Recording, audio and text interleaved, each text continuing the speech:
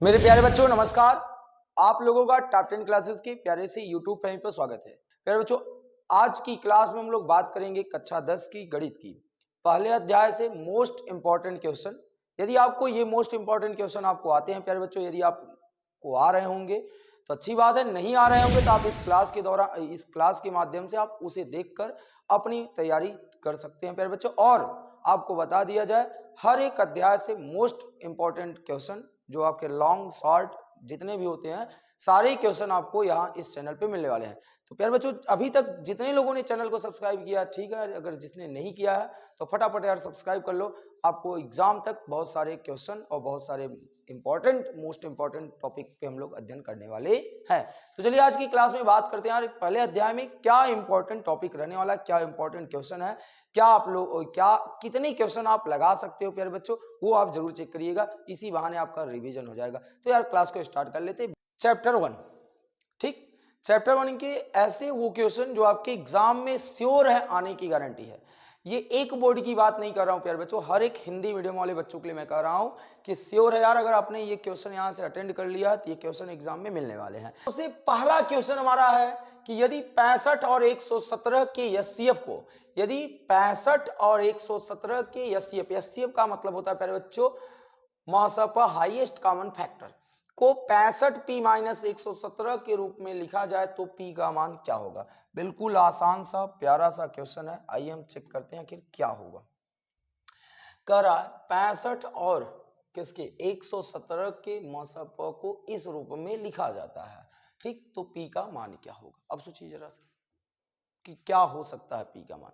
अब इस पूरे चैप्टर के लिए आपने एक सूत्र पढ़ा होगा, वो सूत्र क्या है जरा सा उसको मैं आपको लिख देता हूं। देखिए वो सूत्र ये है, दोनों संख्याओं का लसअ, या डायरेक्टली अगर हम बात करें तो ये हटा दिया जाए, ऐसे डायरेक्ट लिख देते हैं एलसीएम बराबर क्या होता है जानते हैं। एलसीएम बराबर होता है दोनों संख्याओं का एचसीएफ, दोनों संख्याओं का एचसीएफ बटे दो, देखो यहाँ दोनों संख्याओं का गुणनफल, दोनों संख्याओं का गुणनफल बटे क्या हो जाएगा एचसीएफ। एक बार फिर से आप क्लियर कर लीजिएगा, एलसीएम बराबर होता है दोनों संख्याओं का गुणनफल बटे क्या होता है एचसीएफ होता है, बटे क्या होता है प्यारे बच्चों एचसीएफ। अब हम इसी सूत्र का उपयोग करके इस सवाल को बिल्कुल आसान कर देने वाले हैं। सबसे पहली बात प्यारे बच्चों, ये प्रीवियस ईयर का क्वेश्चन है, पिछले साल ये पूछा गया यार 2024 में। तो देखिए क्या करना है, कह रहा है कि एलसीएम, ठीक, तो पहले हम इनका एलसीएम निकालेंगे, सबसे पहले एलसीएम। तो हम आपको बता दें कि एलसीएम का रूल होता है प्यारे बच्चों कि आप दोनों संख्याओं का गुणन कर दो, दोनों संख्याओं का गुणन, या तो आप निकालो या तो गुणा करो, कोई दिक्कत नहीं है। अच्छा, तो हम करते क्या है सोचिए जरा सा, यदि ऐसे निकाले तो अगर हम बात करें 65 को, तो 65 का एचसीएफ, 65 को हम लिख सकते हैं 13 गुणे 5, 13 गुणे 5 लिख सकते हैं। और 117 है, 117 को लिखा जा सकता है प्यारे बच्चों 13 गुणे 9। अगर आपको एग्जाम में लिखना है तो आप कैसे लिखोगे, 65 का अभाज्य गुणनखंड 117 का अभाज्य गुणनखंड, ठीक। अब हमने पढ़ा यार कि एचसीएफ वो होता है जो दोनों में कॉमन होता है, जो दोनों में कॉमन हो, जो दोनों में उभयनिष्ठ हो, वो क्या होता है एचसीएफ। तो आप बताओ दोनों में उभयनिष्ठ क्या है मेरे प्यारे बच्चों, दोनों में उभयनिष्ठ आपको 13 दिख रहा होगा, दोनों में उभयनिष्ठ क्या दिखाई पड़ रहा है 13। तो 13 इसका क्या हो जाने वाला है एचसीएफ हो जाने वाला है। तो हम लिख देंगे क्या कि 65 और 117 का जो एचसीएफ है, 65 और 117 का जो एचसीएफ है वो कितना है, किसके इक्वल है प्यारे बच्चों 13 के।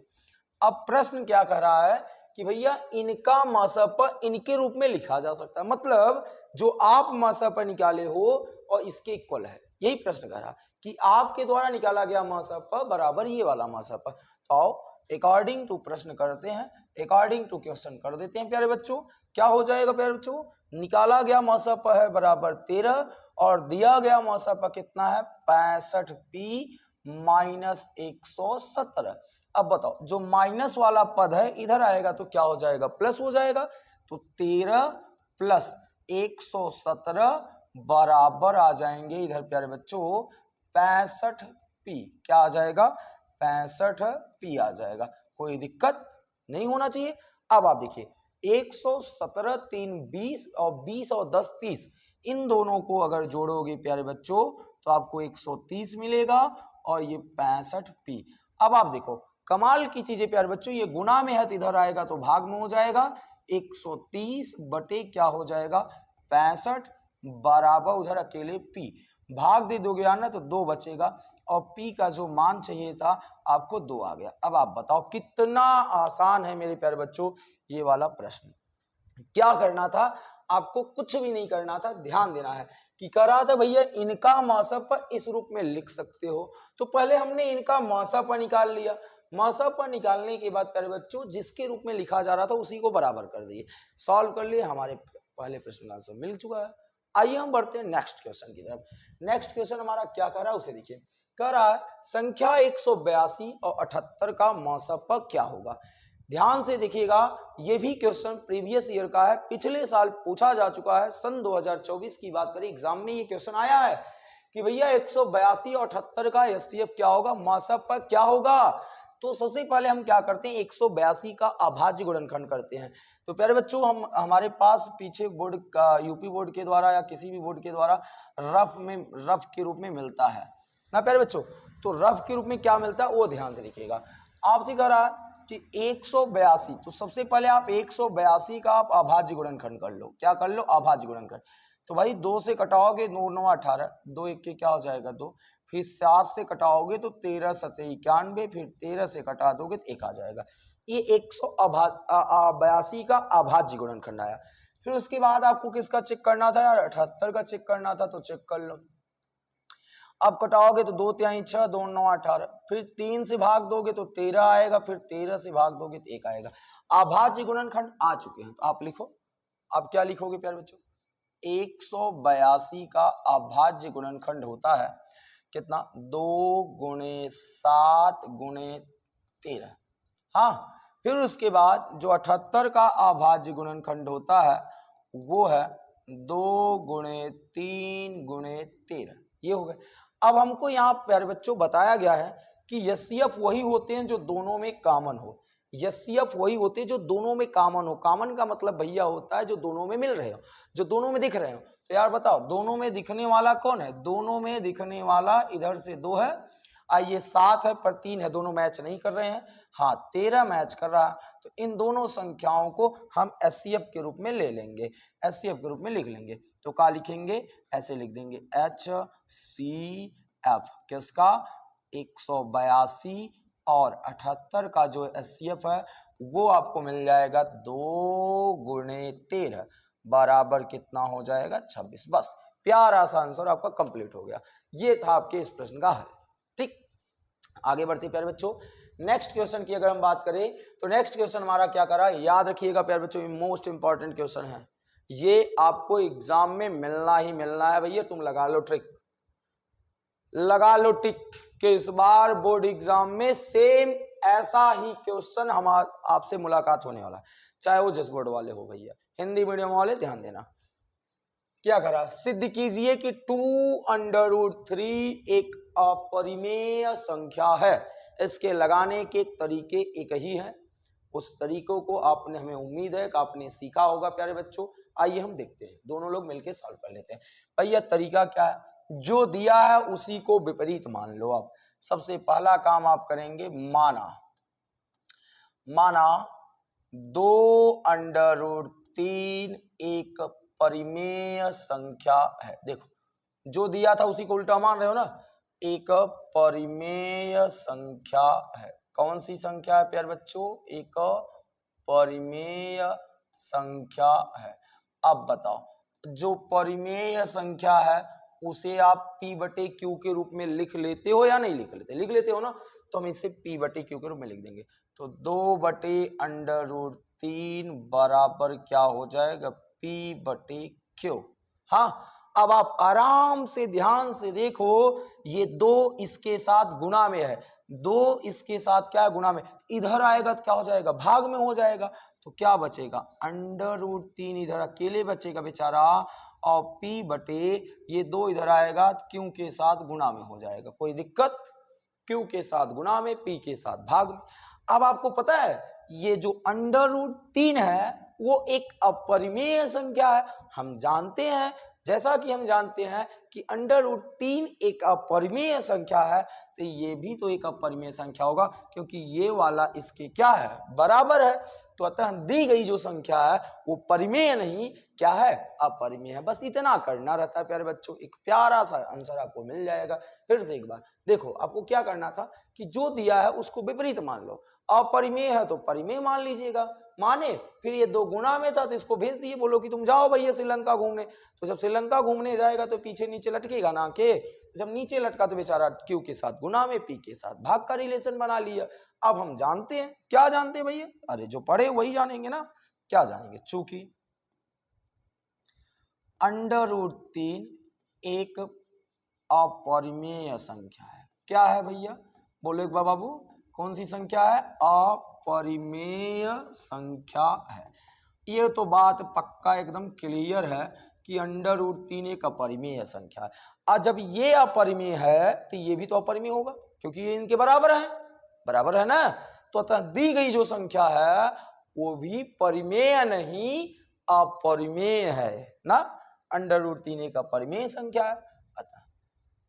अतः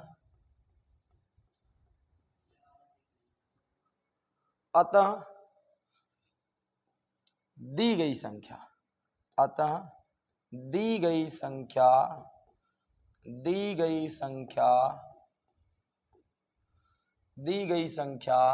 2 √3 एक अपरिमेय संख्या है, एक अपरिमेय संख्या है। प्यारे बच्चों, ये येलो कलर की जो लिखी गई है ये कुछ कम दिख रहा होगा आपको। नेक्स्ट क्वेश्चन में हम लोग येलो कलर यूज नहीं करने वाले हैं, ठीक। अब हम बात करेंगे आगे प्रश्न नंबर 4 का। प्रश्न नंबर 4 क्या कहता है यारो, देखो एक बार प्रश्न नंबर 4। अरे वाह, कितना गजब क्वेश्चन है, 2024 की बात है। अब ध्यान से लिखिएगा, अभाज्य गुणनखंड विधि द्वारा 25 और 20, 105 और 30 का लसप और मसप ज्ञात कीजिए। देखिए दोनों सवाल एक ही में पूछ लिया है, किसके, अभाज्य गुणनखंड विधि, न कि सूत्र के द्वारा, अभाज्य गुणनखंड विधि का उपयोग करना है। आओ बिल्कुल आसान है। पहले यार 25 और 20 का हम वो रफ कर लेंगे, यहाँ आ जाओ, रफ वाले में चलते हैं हम लोग ना। तो सबसे पहले क्या करेंगे प्यारे बच्चों, एक को सीधी लाइन, फिर उसके बाद एक जगह नोट कर देंगे 10, 530 और एक जगह नोट कर देंगे 25 और 20। बोलो, आओ चलो निकालते हैं। 2 से पहले इनको भाग दो, 2 से भाग दोगे तो 2 पंचे 10, कट गए, 2 दूना 4, एक बचा, फिर आगे 3 है तो 13, 2 छंगा 12, एक बच गए, 2 पंचे 10। फिर अब लास्ट में जब 5 दिख जाए ना तो भैया समझ लेना वो बाबू 2 से नहीं कटने वाला है। अगर लास्ट में ये 5 दिख जाए, लास्ट वाला डिजिट 5 आ जाए, 3 आ जाए, 7 आ जाए, 9 आ जाए, तो समझ लेना कि वो 2 से तो कभी नहीं कटने वाले, 1 आ जाए। अब भैया तब हम 3 से चेक करने वाले, आओ चेक करते 3 से कटेगा या नहीं कटेगा। तो 3 1 3, फिर बच जाएंगे आपके पास 2, 3 7 3, बचे यहाँ 2, आगे हो जाएगा 22, 3 7 21, फिर एक बचा, आगे 16, 3 5 15, फिर 3 5 15, फिर चेक करो 3 से क्या करता है। तो 3 5 15, फिर बचा 2, 3 7 21, 3 8 24, फिर यहाँ एक बचा, 3 5 15, 585 आगे। फिर से चेक करो क्या करता है, 3 1 3, बचा कितना प्यारे बच्चों, देखिए 2, तो 28 हो गए, 3 9 27, फिर बचा 1, 3 5 15, फिर से चेक करो, 3 6 18, एक बचा, 3 5 15, फिर सब 3 से तो कटेगा नहीं, कि कट जाएगा, नहीं कटेगा। अब 5 से कटा दो, 5 13 में 65, 13 एकन्नम 13, तो ये आ गए इसके अभाज्य गुणनखंड। अब इसको चेक कर लो, 2 एकन्नम 2, फिर यहाँ बच गए 2 दूना 4, 2 छंगे 12, 2 जीरो में 0, फिर 2 से चेक कर लो यार, 2 छंगे 12, 2 तिहाई 6, 2 जीरो में 0, फिर 2 से चेक कर लो, 2 तिहाई 6, 2 1 2, 2 पंचे 10, फिर अब 5 आ गए, पता चला कि गुरुजी बोले हैं कि लास्ट में जब 5 दिख जाए तो 2 से कभी नहीं कटने वाले हैं। अब जब 2 से नहीं कटने वाला तो 3 से चेक करो, 3 1 के 3, डबल संख्या उतारने के लिए 0, 3 पचे 15, फिर 3 से चेक कर लो, 3 3 का 9, 1 बचा, 3 पचे 15। अब ये 5 से कटा लो, 5 7 35, 7 1 के 7 कट गए।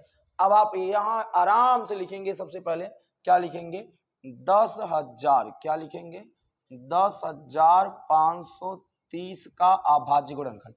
कितनी बार 2 आया भैया, 1 बार, और 3 कितनी बार आया, 3 1 4, तो लिखेंगे 2 गुणे 3 गुणे 3 गुणे 3। ध्यान देना यहां लिखते समय गलती ना हो प्यारे बच्चों, 5 गुणे क्या 13, ये आ गए। अब आप लिखोगे 25 और 20 का, 25 और 20 का जो लिख पाओगे वो क्या लिखोगे, 2 3 बार आया प्यारे बच्चों, 2 गुणे 2 गुणे 2, फिर 3 गुणे 3 गुणे 5 गुणे 7। प्यारे बच्चों ध्यान से देखो, हमने आपको बताया था कि एचसीएफ वही होता है जो कॉमन हो। तो देखो प्यारे बच्चों, कॉमन वाले वर्ड कौन से हैं, एक को इधर 2 मिल रहा है, चलो भैया तुम 2 को ले लिए, कोई दिक्कत नहीं। फिर उसके बाद इधर जो है 3 मिल रहा है, कि नहीं मिल रहा है, एक को 3 हो गया। अब आप देख रहे होंगे कि सर 1 3 तो और मिल रहा है, चलो 1 3 और आप ले लो। फिर उसके बाद 5 मिल रहा है, उसके बाद और कोई नहीं, 13 है, यहाँ 13 नहीं, यहाँ 7 है तो वहां 7 नहीं, ये 3 ऊपर 2 ठो है, यहाँ 3 नहीं है ना, तो मिलने वाले जो है पहले उनको लिख लो। तो क्या लिखोगे, HCF। अब HCF कौन है भैया, 10,530 कामा 25 और 20 का जो HCF होगा वो किसके इक्वल होगा, यहाँ 2 बच गए, यहाँ 3, फिर 3, फिर 5, 2 तिहाई 6, 3 18, 5 कितना 90। ये आ गए भैया इनका मसप है। अब आपको मसप के साथ साथ लसप भी चाहिए था, तो एलसीएम लिखेंगे, क्या लिखेंगे, एलसीएम लिखेंगे किसका, 10,530, 25 और 20 का लसप। अब लसप क्या होता है यार, कि जो कॉमन है उसको तो लिखोगे, जो बचा हुआ है उसको भी लिखेंगे। तो देखो ये 2 कॉमन था, फिर ये 3 नहीं है, ये भी 3 नहीं है, ये भी नोट करोगे, ये दोनों 2 नहीं है तो ये भी नोट करो, मतलब किसी को छोड़ना नहीं है। फिर ये 3, फिर ये 3, और ये फिर 5, ये 7, फिर 13। याद रखिएगा लसापा का रूल होता है, जो कॉमन है उसे आप एक बार लिख लीजिए, और जो कॉमन नहीं है उसको भी आप लिखिए। अब गुना करो, गुना कर डालो प्यारे बच्चों, 2 तिहाई 6, 3 18, दूना 36, दूना 72, फिर 72, उसके बाद कितना हो जाएगा प्यारे बच्चों 72, फिर 3 3 का 9, 5 45 कर लेते हैं, 72 गुणे 45। तो प्यारे बच्चों इस प्रकार इस प्रश्न का आपका हल हो जाता है, यहाँ आपका लसापा मिल जाता है, यहाँ आपका मसापा मिल जाता है। कैसे हम लोगों ने किया ये रफ में हमने दिखा दिया है, ठीक। अब आगे बढ़ते हैं नेक्स्ट क्वेश्चन में। उम्मीद है कि अभी तक आपको मजे आ रहे होंगे, आप अपनी तैयारी चेक कर पा रहे होंगे कि हमने कितना तैयार किया है। चलो प्यारे बच्चों आगे बात करते हैं प्रश्न नंबर 7 का। प्रश्न नंबर 7 क्या कर रहा है यार, 867 और 5 का 867 और 255 का लसा ज्ञात कीजिए। यदि 867 तथा 255 का मसप, मतलब देखो प्यारे बच्चों यहाँ लसाप भी ज्ञात करना है, मसप भी, मतलब दोनों ज्ञात करने, सेम टू सेम इसके पिछले वाला क्वेश्चन। तो यार सबसे पहले क्या करना है, 867 का आपको लसाप निकाल लेना है ना, क्या निकाल लेना प्यारे बच्चों, 867 का लसाप। तो आप क्या करोगे, पहले यहाँ आप 867 नोट कर लो, फिर उसके बाद आप फिर किसका लसाप निकालोगे, 255 का ना। तो लास्ट में जब 5 दिख रहा है तो आप अच्छे तरीके से जानते हो कि ये 2 से नहीं कटेगा। 3 8 24, 1 बचा, 3 5 15, फिर 3 से चेक करो क्या करता है, 3 दूनी 6 नहीं कटेगा। जब 3 से ये नहीं कटेगा 5 से कटाओ, 5 से कटाओगे तो 17 आ जाएगा, 17 से कटाओगे तो 1 आ जाएगा। यहां तक तो क्लियर है। अब इसको चेक करो, इसको चेक करो भैया। अब इसको चेक करने के लिए आओ, जाओ चेक कर लो। अब लास्ट में 7 है, फिर 2 से नहीं कटेगा, 3 से करो, 3 दूनी 6 बचे 2, 3 7 3 8 24, हाँ 3 से कट जाएगा, 3 दूना 6, 2 बचा, फिर 26 हो गए, 3 8 24, फिर 2 बचा, 3 9 27 हो गए, फिर 3 से चेक करो, 3 फिर क्या करोगे प्यारे बच्चों, 3 9 27, 1 बचा, 3 से नहीं कटेगा। अब जब ये 3 से नहीं कटेगा तो अब किससे कटेगा प्यारे बच्चों, सोचो। अब अगर 3 से नहीं कट रहा है तो 7 से कट सकता है, 7 से भी नहीं कटेगा, 7 से भी ये नहीं कटेगा प्यारे बच्चों। अब इसको 17 से चेक करो, क्योंकि प्यारे बच्चों ये 17 का वर्गमूल है ना, तो जब 17 से चेक करोगे तो 17 बार जाएगा। 17 के 17 बचे यहाँ 11 और 17 7 119, फिर 17 से कटाओगे तो 1 आ जाएगा ना। तो फिर हमको क्या लिख लेना, वही जो चीजें लिखा गया। क्या लिखेंगे, 867 बराबर क्या लिखा जा सकता है 867 को, 3 × 17 × 17 ना। फिर 200 जो 55 है उन्हें हम क्या लिख सकते हैं भैया, उन्हें हम लिख सकते हैं 3 × 5 × 17। ठीक, लिख दिए। अब हमने कहा था कि एचसीएफ वही होता है जो कॉमन हो, एचसीएफ वही होता है जो क्या हो, कॉमन हो। तो बताओ एचसीएफ क्या होगा, 867 कामा 255। अब आप मुझे बताओ इन दोनों में कॉमन क्या है मेरे प्यारे बच्चों, ध्यान से बताइए। तो आपको कॉमन का मतलब होता है प्यारे बच्चों जो दोनों में मिल रहा, जो दोनों में दिख रहा। तो बताओ दोनों में दिखने वाला 3 है और एक खुद 17 है। ठीक, तो 3 गुणे क्या लिख लेंगे 17। अब 17 तिया कितना होता है 51, तो ये आ गए मसप। अब आपको निकालना है लसप। क्या निकालना है, लसप। 867 और 255 का पता है लसप क्या कहता है, लसप कहता है भैया तुम सबको लेके चलो, जो कॉमन है उसे एक बार लिख लो, जो नहीं है उनको भी लिख लो, नाराज ना होने पाए बेचारे। और एक और 17 है। अब गुना कर डालो, 3 × 5 = 15 और 17 17 में 289, 289 × 15 कर लो मेरे प्यारे बच्चों, 289 × 15 तो 4335, 43 35 आ जाएंगे। तो ये आ गए आपके लसप और मसप। ठीक, अगर अभी तक आपने चैनल को सब्सक्राइब नहीं किया हो यारो तो एक बार कर लो, फट से इस क्लास को जो है दोस्तों के पास शेयर कर दो, उनको भी पता चल जाए कि हमने क्या पढ़ा है और हमने कितना पढ़ा है। ठीक, आगे बात करते हैं। नेक्स्ट क्वेश्चन हमारा क्या है वो देखिए। नेक्स्ट क्वेश्चन कर रहा है कि 99 153 का मौसप इतना है तो एलसीएम इसका क्या होगा। यार ये ठीक 2024 ही नहीं, अब मैं इसको लिख दे रहा हूं, उसको तुम ध्यान से देखो, गारंटी लगा लो भैया, तुम गारंटी लगा लो कि ये जो है मोस्ट इम्पॉर्टेंट है। अगर नहीं आया तो बोलना कि गुरुजी ने आपने झूठ बोला था। भैया तुम लगा लो इस क्वेश्चन पे बाजी, ये क्वेश्चन आपके एग्जाम में श्योर आने वाला है, पक्का है कि ऐसा क्वेश्चन आपके एग्जाम में आएगा। लगा रहे हो तो हम सवाल को लगा लेते हैं, बाजी लगा लेते हैं बाद में। ठीक, आओ देखिए भैया कह रहा 99 153 का मसप भैया 9 दिए हैं, समझ रहे हो ना, इनका लसप। तो अभी पहले सवाल में हमने एक सूत्र लिखा था, क्या लिखा था, सूत्र लिखते हैं। हमने लिखा था एलसीएम, क्या, एलसीएम बराबर लिखा था दोनों संख्याओं का गुणनफल। क्या लिखे थे, सूत्र को बार बार लिखने से प्यारे बच्चों आपका तैयार हो जाता है, दोनों संख्याओं का गुणनफल, यही लिखा गया था। क्या, दोनों संख्याओं का गुणनफल और बटे क्या, मसप, यही बोला था, बटे क्या प्यारे बच्चों, मसप, बटे क्या हो जाएगा, मसप, दोनों संख्याओं का मसप। अब आप देखो, चलो किसका निकालना है एलसीएम भैया, 99 एलसीएम किसका, 99 और 153 ना, यही है ना। चलो भैया तो लगा लो बराबर दोनों संख्याओं का गुणनफल। तो दोनों संख्याएं कौन है, 99 और 153 का गुणनफल बटे क्या हो जाएगा भैया, बटे क्या हो जाएगा, बटे होगा दोनों संख्याओं का मसप। दिया कितना है 9। ठीक, अब आप करो क्या, कुछ मत करो, 9 × 1 = 9 और 11 × 9 = 99, कट गए, बचा कितना भैया 11 × 153, गुणा कर डालो, 11 × 33, 11 × 5 = 55, 3 = 58, 11 × 1 = 11, 5 = 16। तो इस प्रकार प्यारे बच्चों ये क्वेश्चन हमारा मिल जाता है, 1683 इस संख्या का लसप होगा। इस बात को आप याद रखिएगा। ठीक, आगे बात करते हैं। अगला प्रश्न हमारा क्या कर रहा है, यदि 26 और 156 का लसप इतना हो तो मसप का मान क्या होगा। याद रखना थोड़ा सा, यहाँ हमारे जो टाइपिंग करने वाले सर है ना वो मन कर दिए हैं, मान क्या होगा ना 2024। फिर से देखो, फिर से क्वेश्चन वही रिपीट हो रहा है मेरे प्यारे बच्चों। इस बार मौसा प नहीं, इस बार लसा प पूछा है। बिल्कुल आसान है, फिर से कर लेंगे यार। आओ देखते हैं, क्या इस बार सूत्र लिखा जाए? क्या इस बार सूत्र लिखा जाए? जरूरत है, हाँ बिल्कुल। आ जाओ एक बार लिख लेते हैं। क्या लिखे थे भैया? एलसीएम बराबर दोनों संख्याओं का गुणनफल। क्या?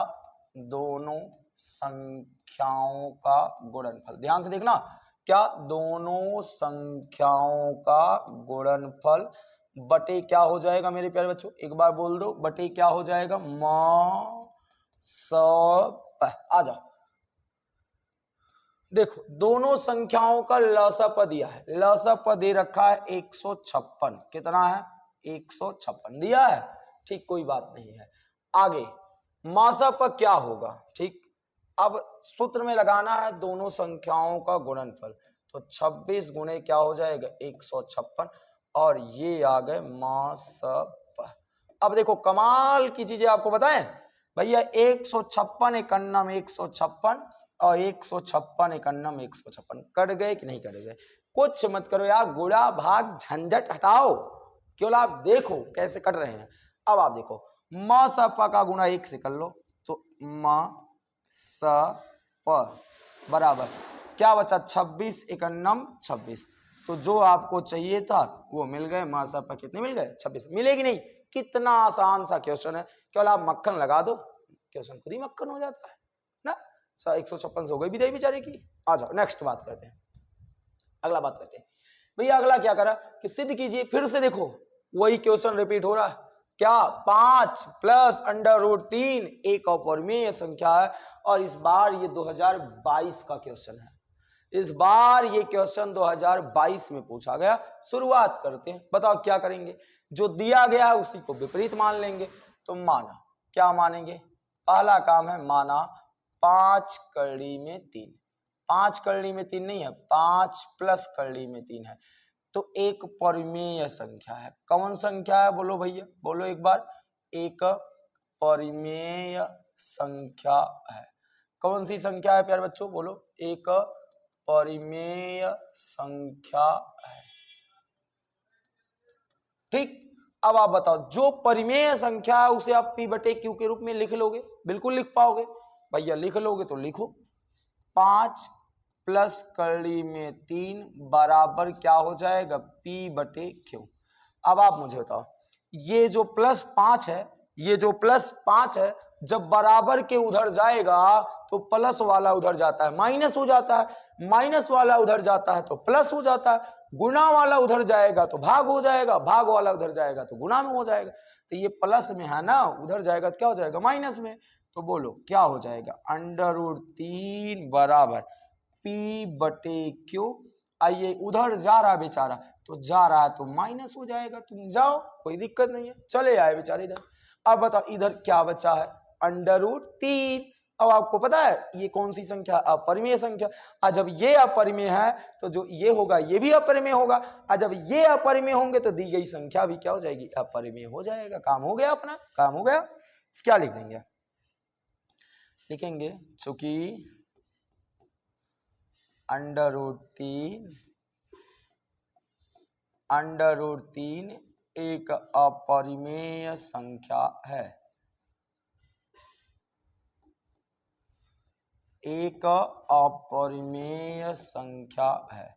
कौन सी संख्या है? अपरिमेय संख्या है।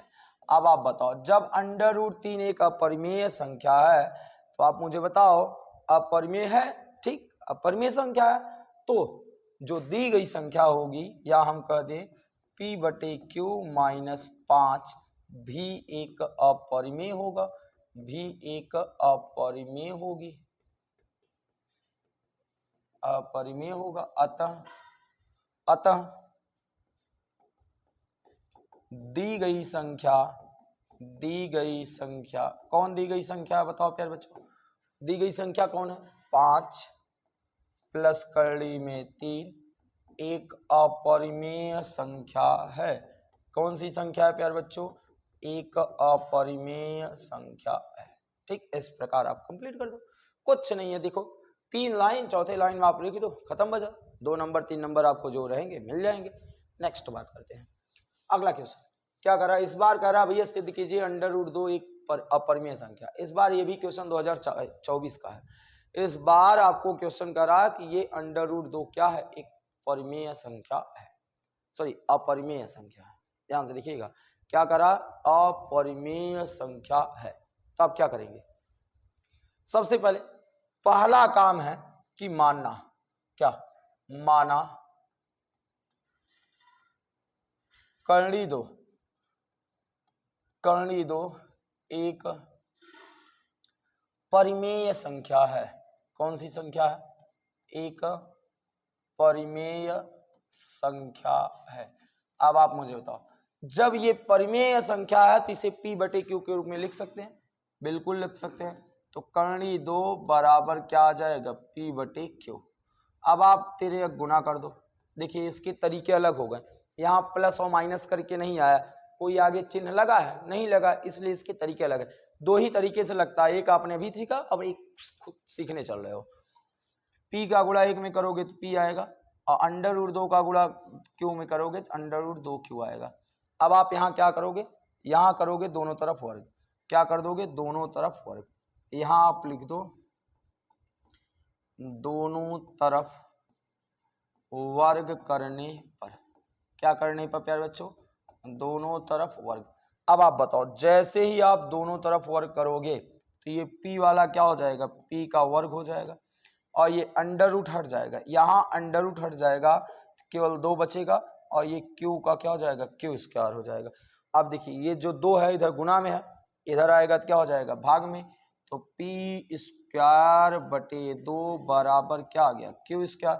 अब आप बताओ, यहाँ जो P² है वो 2 से क्या, बटे में 2 है ना, इसका मतलब P² 2 से कट रहा है, 2 से कट रहा है तो P भी 2 से कटेगा। ये यूक्लिड विभाजन है, सॉरी ये एक यहाँ प्रमेय है। प्रमेय कहता है, क्या कहता है प्रमेय, प्रमेय कहता है कि प्यारे बच्चों यदि कोई किसी संख्या का वर्ग किसी संख्या से विभाजित हो रही है तो वो उसका वर्गमूल भी उस संख्या से विभाजित होगा।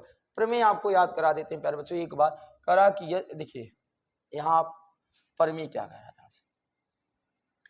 प्रमेय आपको कहता है ना कि यदि A² 2 से कट रहा है, कौन, A² 2 से विभाजित हो रहा है तो A भी 2 से क्या होगा, विभाजित होगा। बस प्रमेय यही है। क्या करा, B² अगर 2 से विभाजित हो रहा है तो B भी 2 से विभाजित होगा, यही प्रमेय है। अब आप बताओ क्या किया जाए, प्रमेय की बातें करें। यहां मैं प्रमेय का उपयोग कर रहा हूं, P² 2 से विभाजित है तो P भी 2 से विभाजित होगा, ये प्रमेय कहता है। तो लिख रहे हैं, क्या लिख रहे हैं भैया, क्या लिखा जाएगा बताओ, P² 2 से क्या है, विभाज्य है, 2 से विभाजित है। अब जब 2 से क्या है, ये विभाजित है तो P भी 2 से विभाजित होगा, तो P भी 2 से विभाजित होगा, ये प्रमेय कहता है ना, तो विभाजित होगा। चलो यहां तक बात क्लियर हो गई है, कोई दिक्कत नहीं है। ये समीकरण नंबर आप बना लो 1। अब P अगर 2 से विभाजित हो रहा है तब P को हम मानेंगे। अब देखिए यहां से फिर से नया स्टेप आपको, माना P बराबर 2C, जहां C क्या है, पूर्णांक, जहां C क्या पूर्णांक। अब आप कहोगे सर अगर √3 दिया होता तो हम यहाँ क्या मानते, तो यहाँ आप 3C मान लोगे। यही जो P 2 से विभाजित हो रहा है वहां P 3 से विभाजित हो जाएगा, P बराबर 3C। अगर √5 आता तो हम लिख देते 5C। तो केवल अंक आपको चेंज करना, तरीके सेम टू सेम हूबहू ऐसे लगाने हैं, ठीक। अब क्या करोगे, P बराबर 2C समीकरण 1 में रख दो। P का मान समीकरण 1 में रखने पर, क्या रखने पर, समीकरण 1 में रखने पर। अब आप जानो समीकरण 1 में जब रखोगे तो यहाँ P के स्थान पे क्या है, 2C का वर्ग हो जाएगा, बराबर इधर कौन है, 2Q का वर्ग। अब 2 का वर्ग करोगे तो 4 और C का वर्ग 4C², यहाँ आ गए 2Q²। 2 दूना कितना हो जाएगा 4, ये आ गए 2C² बराबर Q²। ये 2 इधर चला जाए, तो क्या मिल जाएगा, सी स्क्वायर बराबर क्यू स्क्वायर बटे 2। अब आप यहाँ देखो, यहाँ आप देख रहे हो कि क्यू स्क्वायर 2 से कट रहा है तो क्यू भी 2 से कटेगा, जैसे यहाँ पी स्क्वायर 2 से कट रहा था तो पी भी 2 से कटेगा। अब आप बताओ यहां से क्या मिल रहा है, ये मिल रहा है, देखने को मिल रहा है कि चूंकि क्या प्रमेय कहता है कि क्यू स्क्वायर 2 से विभाज्य है, चूंकि क्यू स्क्वायर क्या है, 2 से विभाज्य है। अब जब 2 से विभाज्य है तो क्यू भी 2 से क्या होगा, कटेगा। क्यू भी है तो क्यू भी 2 से क्या होगा, विभाज्य होगा, 2 से विभाज्य होगा। अब जब इतना कर लेना, यहां ये बात क्लियर हो गया कि जो P और Q है उसका उभयनिष्ठ गुणनखंड 1 से ज्यादा है, और जिसका उभयनिष्ठ गुणनखंड प्यारे बच्चों 1 से ज्यादा होता है वो आपकी परिमेय संख्या होता है। पर हमने माना क्या था, हमने गलत माना था कि जो दी गई संख्या है वो परिमेय है। यहाँ इसका हमें विरोधाभास प्राप्त होता है, हमने गलत माना है तो गलत प्रूफ किया है। तो जब गलत प्रूफ हो चुका है, √2 परिमेय नहीं है तो क्या है, अपरिमेय है। फिर बच्चों यही काफी बच्चे आके गलत कर लेते हैं लिखने वाला तरीका, तो आपको जो लिखना रहता है उस पर जरूर ध्यान दिया करो यारो, क्योंकि वही लास्ट लाइन ही तो बहुत जरूरी है। क्या क्या मैंने कहा कि हमने मान के चला था कि √2 एक परिमेय संख्या है। अब बताओ जब √2 एक परिमेय संख्या है तो सिद्ध कर लिए √2 एक परिमेय संख्या, पर हमने तो गलत माना था। तो जब गलत माने थे, गलत सही कर लिए हो, तो इसका मतलब है कि वो परिमेय नहीं, क्या है, अपरिमेय है। तो ये चीज यहाँ लिखा जाएगा प्यारे बच्चों। आओ लिख देते हैं, क्या लिख देंगे कि लिखेंगे P और Q का, P और Q का एक के अतिरिक्त एक तो सबका उभय गुणनखंड होता है, एक के अतिरिक्त 2 भी उभयनिष्ठ गुणनखंड है, 2 भी उभयनिष्ठ गुणनखंड है। अब जब 2 उभयनिष्ठ गुणनखंड है तो जो हमने माना है वो प्रूफ है, अतः लिखेंगे अतः √2 एक परिमेय संख्या है, एक परिमेय संख्या है। अब आप देखो गलत माने थे, गलत प्रूफ कर लिए, परंतु विरोधाभास प्रमेय से, विरोधाभास प्रमेय से, अब विरोधाभास प्रमेय क्या कहता है कि जो माने हो उसका अपोजिट। तो विरोधाभास प्रमेय से √2 एक परिमेय नहीं अपरिमेय है, अपरिमेय संख्या है। यार बच्चों इस प्रकार आपको ये लिखना और लगाना रहता है यार, बिल्कुल आसान है, कुछ भी नहीं करना। सेम ऐसे ही √2, √5, √3, 1/√2 इन सब वाले सवाल को हम इस तरीके से लगाएंगे, और बाकी 5 + √2, 3 + √2, 5 √2, 4 √2 ऐसे अगर संख्याएं आती हैं तो उनको हम अगले तरीके से लगाएंगे जो भी पीछे देखा था। ठीक, आगे बढ़ते हैं बच्चों नेक्स्ट प्रश्न। नेक्स्ट प्रश्न हमारा क्या करा कि भैया इस बार सिद्ध कीजिए कि √3 एक अपरिमेय संख्या है। 19, 20 और 22 इतनी बार ये क्वेश्चन पूछा, और अभी हमने जैसे सेम √2 वाला लगाया था, सेम ऐसे √3 वाला भी लगेगा। तो फट से क्या करेंगे, पहला काम वही है कि माना, क्या मानेंगे, माना कर्णी 3, माना कर्णी 3 एक कौन सी संख्या है, परिमेय संख्या है। कौन सी संख्या है बोलो मेरे प्यारे बच्चों, परिमेय संख्या है। अब आप मुझे बताओ, अगर कर्णीय 3 परिमेय संख्या है तो इसे आप क्या लिख लोगे, P/Q के रूप में लिख सकते हो। तो बताओ क्या लिखोगे, कर्णी 3 बराबर हो जाएगा P/Q। अगर आप 3 गुणा करोगे तो P बराबर आ जाएगा कर्णी में 3Q ना। फिर से वही प्रोसेस चलेंगे हम लोग, वही सेम टू सेम डिट्टो वाला कॉपी चलती रहेगी। तो बोलो क्या करोगे, दोनों तरफ आप वर्ग करोगे। क्या करोगे प्यारे बच्चों, दोनों तरफ वर्ग करने पर, क्या करने पर, दोनों तरफ वर्ग करने पर। चलो तो यहाँ P आ जाएगा तो P का वर्ग हो जाएगा, ये वर्ग करोगे तो अंडर रूट हट जाता है, केवल 3 क्यू स्क्वायर मिलता है। मिला, समीकरण नंबर इसका देते चलो 1 है। अब आप बताओ, ये 3 गुना में है तो इधर आएगा तो क्या हो जाएगा, भाग में आया, फिर बराबर इधर कौन बचा, अकेले क्यू का वर्ग। अब बताओ पी स्क्वायर किससे विभाजित है, 3 से, 3 से विभाजित है तो प्रमेय कहता है पी भी 3 से कटेगा। तो लिखेंगे चूंकि पी स्क्वायर 3 से क्या है, विभाजित है, किससे विभाजित है प्यारे बच्चों, 3 से। पी स्क्वायर 3 से क्या है, विभाजित है, 3 से विभाज्य है।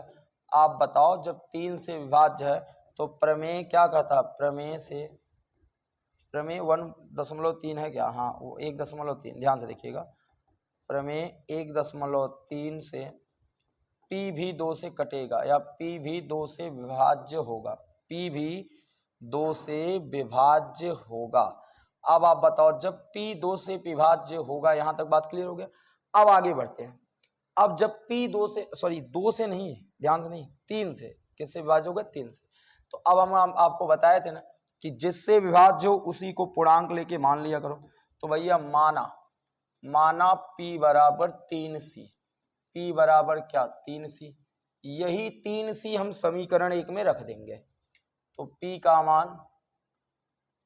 मान समीकरण 1 में रखने पर, कहाँ रखने पर, समीकरण 1 में रखने पर। अब समीकरण 1 कहाँ, ये है, P के स्थान पे 3C रख दोगे, वर्ग कर लो, बराबर 3Q वर्ग। ठीक, 3 का वर्ग करोगे 9 और C का वर्ग C वही होगा, ये 3Q स्क्वायर आ गए, 3 तरीका क्या हो जाएगा 9, इधर आ गए 3C स्क्वायर बराबर Q स्क्वायर, 3 गुना में है तो इधर आएगा क्या हो जाएगा, भाग में, Q स्क्वायर बटे 3। फिर से लिखेंगे, अब यहाँ देखिए क्या है, यहाँ Q स्क्वायर किससे विभाजित है, 3 से, तो Q भी 3 से विभाजित होगा, Q स्क्वायर क्या, Q स्क्वायर 3 से क्या है, विभाज्य है, 3 से विभाजित है। अगर Q स्क्वायर 3 से विभाजित है तो प्रमेय 6.1, तो प्रमेय 1.3 से Q भी 2 से क्या होगा, विभाज्य होगा, Q भी 2 से क्या होगा मेरे प्यारे बच्चों, विभाज्य होगा। तो विभाज्य होगा तो अतः हम यहाँ ये लिख सकते हैं कि P और Q का उभयनिष्ठ गुणनखंड 1 से ज्यादा 3 है, 3 नहीं है, 3 करने का मतलब नहीं, 1 के अलावा 3 है। तो P और Q के अगर उभयनिष्ठ गुणनखंड 1 से अधिक हो जाते तो परिमेय हो जाता है। तो दी गई संख्या परिमेय है, पर विरोधाभास प्रमेय से परिमेय नहीं क्या हो जाता, अपरिमेय हो जाता। तो सेम टू सेम लाइन वो लिखनी रहती है प्यारे बच्चों, जो वहां आपने अभी लिखा था पिछले वाले सवाल में, इस बात को आप याद रखिएगा। प्रश्न की ध्यान से देखना, √2, √3, √5 सभी सवाल इसी प्रकार लगने वाले यार। थोड़ी सी मेहनत कर लोगे ना तो आप 3 नंबर का ये सवाल पूछता है। हमें पता है कि हमारे क्लास 10 के जो भी हिंदी मीडियम वाले बच्चे हैं उनको लगता है यार ये बोरिंग सवाल कहाँ से आ जाती है, बोरिंग सवाल हम लगाए कैसे, ये समझ में नहीं आता। देखो बच्चों, एक बार केवल आप इसको दिमाग में सेट कर लो कि यहाँ क्वेश्चन हमारा चेंज हो रहा है, यहाँ प्रश्न लगाने के तरीके चेंज हो रहे हैं, और एक बार अगर ये चीज, वो सवाल यहाँ सेट हो गया ना तो मेरे प्यारे बच्चों, मैं पूरे वादा के साथ, पूरी गारंटी के साथ कह सकता हूं कि आपके यहाँ से कोई उसको हिला नहीं सकता। और आप उसे एग्जाम में इस प्रकार तोड़ फोड़ के आओगे ना, लगेगा कि हमने हलवा खा के आया है ना। बात करते हैं प्रश्न नंबर 13 की। भैया प्रश्न नंबर 13 फिर से वही सवाल जिस सवाल का आपको इंतजार रहता है। पहला है, सिद्ध कीजिए कि 3 + √2 एक अपरिमेय संख्या है। तो बस आपको क्या करना है, मान लेना है, माना, क्या माना, 3 + √2 एक परिमेय संख्या है। देखो मेरे प्यारे बच्चों, हमने ऐसी सवाल बहुत लगाई, आज के ही इस वाले क्लास में ही हमने बहुत सवाल लगाया। अब मैं इस सवाल को छोड़ दे रहा हूं और इस सवाल को आपको लगाना है, और लगा के कमेंट सेशन में कमेंट कर देना है कि सर हमने प्रश्न नंबर 11 आपका लगा लिया है, हमने प्रश्न नंबर 11 लगा लिया है। कमेंट में जरूर करिएगा, जितने बच्चे लगा सकते हैं लगाइएगा, हमें उम्मीद है कि आप लगा लेंगे। आगे बात करते हैं, लगा लेंगे ना, बिल्कुल। आइए बात करते हैं प्रश्न नंबर 12, फिर से वही आ गया। अब यहां भी वही चीज है, इसको भी छोड़ दिए जाए, बता देते हैं। इसको देख लो यार, कितना सवाल छोड़ोगे।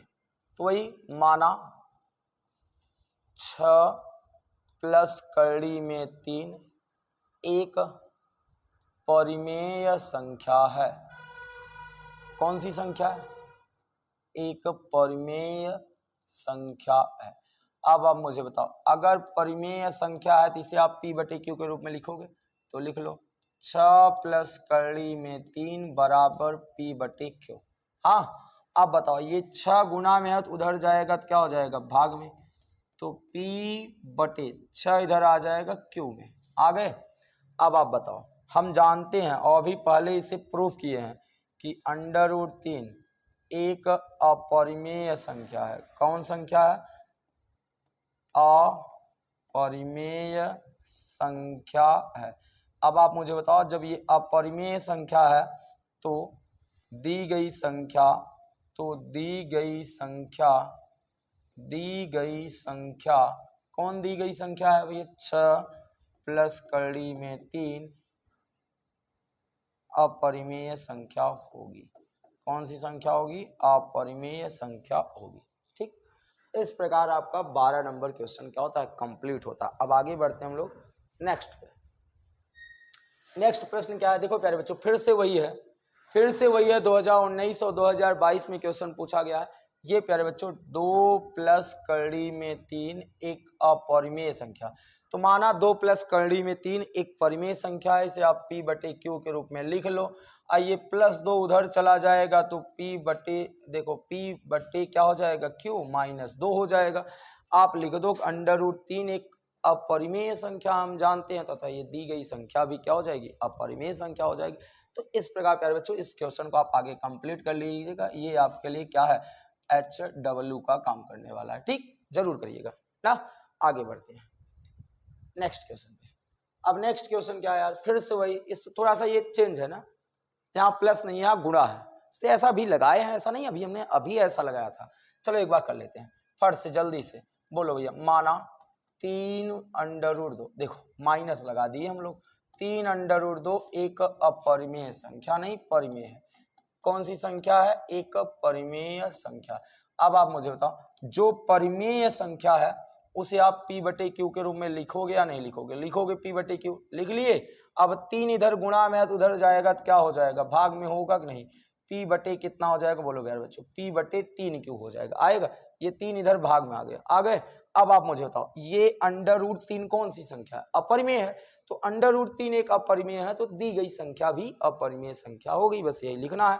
तो प्यारे बच्चों जो लिखने वाला काम है, चूंकि क्या √3 एक अपरिमेय है, क्या है, अपरिमेय है। अब जब ये अपरिमेय है तो दी गई संख्या भी एक अपरिमेय ही होगा। तो आप ये लिख जरूर लेना प्यारे बच्चों, छोड़ नहीं रहे, आप कर सकते हो इसलिए छोड़ रहा हूं। आगे बात करते हैं फिर से। अब इस बार माइनस वाले आ गए यार, इस बार माइनस वाले आ गए। मैं बार बार कह रहा हूं कि ऐसे क्वेश्चन आप प्रैक्टिस जरूर करना। जिनको आ गए कोई दिक्कत नहीं है, एक बार फिर से ये भी 5 माइनस √3 बराबर क्या, p बटे q। वही करना है। क्या करना है प्यारे बच्चों कि भैया पहले मान लेना है कि ये हमारे क्या है प्यारे बच्चों, ये परिमेय संख्या है। पहला काम है माना दी ये कौन सी संख्या, परिमेय संख्या। अब आप मुझे बताओ, ये +5 उधर जाएगा तो क्या आ जाएगा, इधर -3 बराबर p बटे q क्या आ जाएगा, -5। अब एक काम आप देख रहे हो, एक बात ध्यान से देखना, आगे माइनस है और आगे माइनस है तो अच्छा नहीं लग रहा, माइनस हटाना पड़ेगा। कोई दिक्कत नहीं, यहां से तुम माइनस कॉमन ले लो। जैसे ही यहां से माइनस, देखिए प्यारे बच्चों हमने क्या कहा कि यहां से आगे माइनस हटाना, तो हमने माइनस यहां से कॉमन लिया। जैसे ही माइनस कॉमन लिया तो ये चीज प्लस हो गया, ये चीज क्या हो गया, माइनस हो गया। हुआ। अब आप देखो ये कड़ी में 3 आ गया, माइनस माइनस की हो गई विदाई, बचा कौन है, कड़ी 3 बराबर 5 माइनस p बटे q। अब आप बताओ ये कौन सी संख्या है, बोलो कौन सी संख्या भाई, अपरिमेय है। तो ये अपरिमेय है तो दी गई संख्या भी अपरिमेय होगा। आगे वो लिख लीजिएगा, क्योंकि हम जानते हैं ये अपरिमेय है तो दी गई संख्या भी अपरिमेय होगा। आगे बात करते हैं नेक्स्ट क्वेश्चन। नेक्स्ट क्वेश्चन हमारा क्या है, भाज्य, भाजक, भागफल और शेषफल में क्या संबंध होता है। बिल्कुल आसान, देखो क्वेश्चन केवल घुमा दिया, बिल्कुल आसान ये क्वेश्चन है। तुमको कुछ नहीं आ रहा ना, बचपन में बहुत बार मार खाया होगा हमने किसी भाग देने के लिए, क्या कि 2 से 5 में भाग दिया जाए तो बोल क्या आएगा भाई, बोलो क्या आएगा। 2 दूना 4, 2 दूना क्या हो गए 4, 5 में से 4 कर दियो माइनस, क्या आ गया 1। अब यहीं से तुम क्लियर कर लो कि कौन क्या क्या है। अब बताओ एक बात जानते हो आप, देखो ये जिससे भाग दिया जाता है, एक बार फिर से, जिससे भाग दिया जाता है प्यारे बच्चों वो क्या कहलाता है, ये क्या कहलाता है, ये क्या कहलाता है, ये क्या कहलाता है, बताओ। देखो ये जो कहलाता है वो भागफल होता है। क्या होता है प्यारे बच्चों, भागफल। और जो बाद में भाग देने के बाद बचता है उसे हम शेषफल कहते हैं। क्या कहते हैं, शेषफल। और जिसमें भाग दिया जाता है, जिसमें भाग दिया जाता है वो भाज्य होता है। क्या होता है, भाज्य। और जिससे भाग दिया जाता है उसे हम कहते हैं भाजक। क्या कहते हैं प्यारे बच्चों, भाजक। काटने वाला भाजक, कटने वाला भाज्य, काटने के बाद जो आए वो भागफल, कटने के बाद जो बचे वो शेषफल ना। एक गाना बना लो भैया तुम पर से, काटने वाला भाजक, कटने वाला भाज्य, कटने के बाद बचने वाला शेषफल, और काटने के बाद जो आए उसे भागफल। अच्छा अब संबंध पूछा है, अब आप बताओ उत्तर चेक करने के लिए तुम लोग ये करते थे कि नहीं, 5 बराबर सर जी लोग बताए होंगे कि 2 का गुणा इसमें कर लो, 2 गुणे 2 और प्लस जो शेष फल बचे वही है, तो यही तो संबंध है। अब ये संबंध आप आराम से यहां लिख दो। अब बताओ ये 5 है, 5 क्या है हमारा, भाज्य है, तो संबंध क्या लिख रहे हो, देखो कितना प्यारा संबंध है, भाज्य, भाज्य बराबर क्या मिल रहा है, 2 गुणे 2, ये भाजक था ये भागफल था, तो भाज्य बराबर भाजक, क्या भाजक क भाजक गुणे भागफल, भागफल और प्लस क्या हो जाता है, शेषफल, प्लस क्या हो जाता है, शेषफल। अब आप इसी को अगर यूक्लिड विभाजन एल्गोरिथम में देखना चाहो तो आप ऐसे भी लिख सकते हो। ये तुम भैया ए मान लो, का मान लो ए, इनको आप ए मान लो, इनको आप बी मान लो, इनको क्यू मान लो, इनको आर मान लो, तो क्या हो जाता है, इसे बी बराबर ये क्यू हम लोगों का एक ही हो जाता है, ए क्यू प्लस क्या आर। तो जो संबंध था ये संबंध यही है, यही आपको यहाँ लिखना था, कुछ सारे क्वेश्चन आपके तैयार हैं, आप देख के आंसर दे सकते हैं। आइए नेक्स्ट बात करते हैं, नेक्स्ट क्वेश्चन हमारा क्या है, 26 और 91 का अभाज्य गुणनखंड विधि द्वारा एचसीएफ और एलसीएम निकालना। बिल्कुल आसान सा प्रश्न है ये प्रश्न, अभी हम लोगों ने ऐसा किया था इससे पहले। तो बताओ 26 का अभाज्य गुणनखंड लिखोगे 13 गुणे 2 लिखोगे। अब जो 91 है 91 को लिखोगे 13 गुणे 7 लिख दिए। अब बताए थे भैया एचसीएफ वही होता है जो दोनों में कॉमन हो, एचसीएफ वही होता है जो दोनों में कॉमन हो, तो दोनों में दिखने वाला अंक कौन है, 13 है ना। तो पहला काम है एचसीएफ किसका, 26 और 91 का एचसीएफ आ गए 13। फिर हमने कहा था एलसीएम, एलसीएम भैया किसी को नाराज नहीं करता, बोलता है कि आओ सबको लेके चलेंगे हम, तो जो है जो कॉमन है उसे एक बार, जो नहीं है उसको भी लिख लो, तो बोलो क्या आ जाएगा, 13 दूना 26, 7 संगे 42 का 2, 7 दूनी 14, 14 4 18, आ गए 182।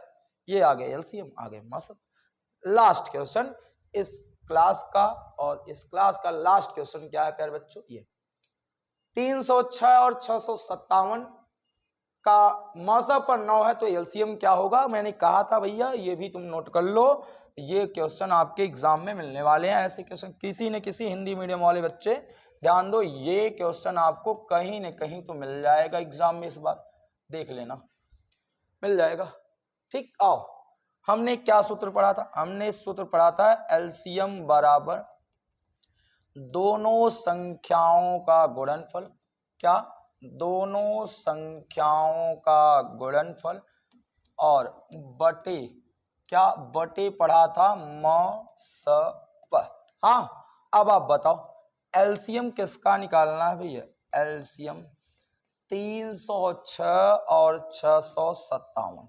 चलो बोलो दोनों संख्याओं का गुणनफल, तो दोनों संख्या कौन है 306 गुणे 657 बटे मसप कितना है 9 है। अब देखो तुम भाग दे दो, 9 1 के 9 7 63 बचा 2, आगे 7 है, 9 तेरिक 27, कट गए बेचारे। तो क्या बचा 306 गुणे 73। अब मेरे प्यारे बच्चों, हिंदी मीडियम वाले जितने भी कक्षा 10 की इस बार तैयारी कर रहे हो, उनके लिए एक प्यारा सा टास्क दे देते हैं कि इनका गुणा करके जो आएगा वही आंसर होगा, और इनका गुणा करके आपको आंसर कहाँ देना है, कमेंट बॉक्स में आप इसका आंसर जरूर दे दीजिएगा। हम समझ जाएंगे कि आपने लास्ट वाला क्वेश्चन लगा रहे थे। ठीक, तो इसी क्वेश्चन के साथ आज की क्लास को हम लोग यहाँ पर समाप्त करते हैं मेरे प्यारे बच्चों। मुझे उम्मीद है कि कक्षा 10 के जितने भी विद्यार्थी हैं आज की क्लास को अटेंड करने के बाद उनको पहले चैप्टर के जितने भी मोस्ट इंपॉर्टेंट क्वेश्चन थे करा दिए गए हैं। आप अपनी तैयारी यहाँ से कर सकते हो। मिलते हैं हम नेक्स्ट क्लास में चैप्टर नंबर 2 के साथ। तब तक के लिए जय हिंद, जय Bharat. Thank you all dear student, bye bye.